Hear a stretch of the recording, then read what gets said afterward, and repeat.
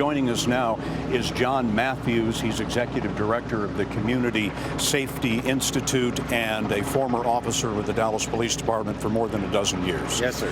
You have heard now what the suspect said his motivation was. What's your reaction to that? Well, I think there are a lot of individuals that are upset about the police shootings that we've had, not only this week, but over the last couple of years throughout this country. But there's a way that you can express your opinion about that. There's a way you can reach out to your local law enforcement and build some bridges. You don't arm yourself with weapons and attack and ambush officers during a peaceful demonstration.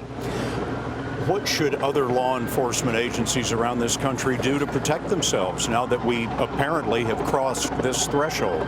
Well, we've been facing numerous ambushes over the last 5 years. We've had officers in Vegas shot sitting in a restaurant, in New York City, shot in their own squad car. So we have to practice what we call situational awareness. We have to be on our toes at all times. And we have to understand now that there may be people out there that are putting targets on our back. So not only do we have to protect the citizens, we've got to protect ourselves. Now, this was a protest march yesterday, one among many all across the country. There was one in Chicago and a number of other cities protesting the shooting of African-American men in other cities.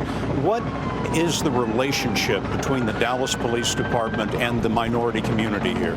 I think overall it's a very positive relationship. I think for several decades we've been working on building that community partnership and building that trust.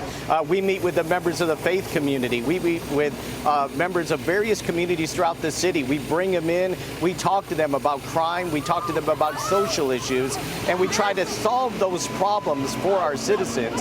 So I think overall we've got a positive, good working relationship. And our chief has set that tone for a number of years now. The mayor said that, ironically, last year, Dallas had fewer police-involved shootings than any other major city in America. How did they do that? Well, I think it's good training, and I think it's bringing in tactics such as de-escalation techniques, having the ability to de-escalate the situation so it doesn't get to a deadly force situation. There's no winners in that situation. You have the victims and you have the officers traumatized for years, usually the rest of their life. So we want to try to de-escalate as well as we can.